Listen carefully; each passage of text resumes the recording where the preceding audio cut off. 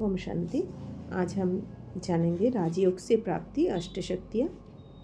राजयोग के अभ्यास से अर्थात मन का नाता परमपिता परमात्मा के साथ जोड़ने से अविनाशी सुख शांति की प्राप्ति तो होती ही है, साथ ही कई प्रकार की आध्यात्मिक शक्तियाँ भी आ जाती है। इनमें से 8 मुख्य और बहुत ही महत्वपूर्ण है। इनमें से एक है सिकोड़ने और फैलाने की शक्ति।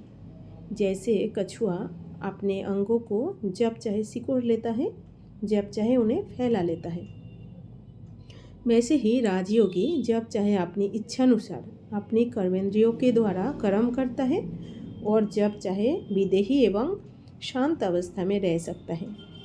इस प्रकार की विदेही अवस्था रहने से उस पर माया का वार नहीं होगा। दूसरी शक्ति है समेटने की शक्ति। इस संसार को मुसाफिर खाना तो सभी कहते हैं, लेकिन व्यवहारिक जीवन में वे इतना तो विस्तार कर लेते हैं कि अपने कार्य और बुद्धि को समेटना चाहते हुए भी समेट नहीं पाते। जबकि योगी अपनी बुद्धि को इस विशाल दुनिया में ना फैलाकर एक परमपिता परमात्मा की तथा आत्मिक संबंध की याद में ही अपनी बुद्धि लगाए रखता है।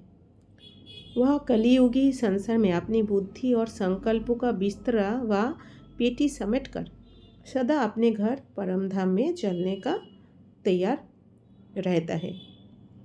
तीसरी शक्ति है सहन शक्ति। जैसे वृक्ष पर पत्थर मारने पर भी मीठे फल देता है और अपकार करने वाले पर भी उपकार करता है, वैसे ही एक योगी भी सदा अपकार करने वालों के प्रति सदा शुभ भावना और कामना ही रखता है। योग से जो चौथी शक्ति प्राप्त होती है वो है समाने की शक्ति। योग का अभ्यास मनुष्य की बुद्धि विशाल बना देता है और मनुष्य गंभीरता और मर्यादा का गुण धारण करता है। थोड़ी सी खुशियाँ मान पद पाकर वो अभिमानी नहीं बन जाता और न ही किसी प्रकार की कमी आने पर या हानि होने के अवसर पर दुखी होता है। वो तो समुद्र की तरह सदा अपनी दैवी कुल की मर्यादा में बंधा रहता है और गंभीर अवस्था में रहकर दूसरी आत्माओं के अवगुणों को ना देखते हुए केवल उनसे गुण ही धारण करता है। योग से अन्य शक्ति जो मिलती है वह है परखने की शक्ति।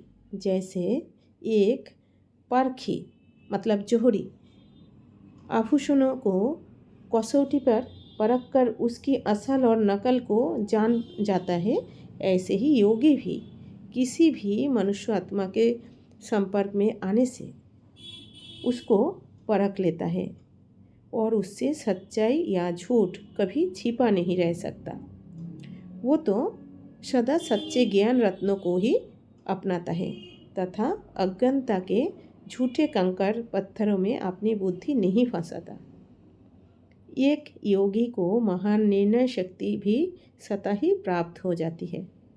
वो उचित और अनुचित बात का शीघ्र ही निर्णय कर लेता है।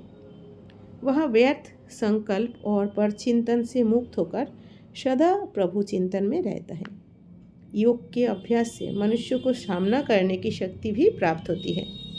यदि उसके सामने अपने निकट संबंधी की मृत्यु जैसी आपदा आ भी जाए अथवा सांसारिक समस्याएं तूफान का रूप भी धारण कर ले, तो भी वह कभी विचलित नहीं होता और उसका आत्मारूपी दीपक सदा ही जलता रहता है तथा अन्य आत्माओं को ज्ञान प्रकाश देता रहता है। अन्य शक्ति जो योग के अभ्यास से प्राप्ति होती है वह है सहयोग की शक्ति। एक योगी अपने तन मन धन से तो ईश्वरीय सेवा करता ही है, साथ ही उसे अन्य आत्माओं का भी सहयोग स्वतः ही प्राप्त हो जाता है, जिस कारण वे कलियुगी पहाड़ को मतलब विकारी संसार को उठाने में अपनी पवित्र जीवन रूपी अंगुली देकर स्वर्ग की स्थापना के पहाड़ समान कार्य में सहयोगी बन जाते हैं। ओम शांति।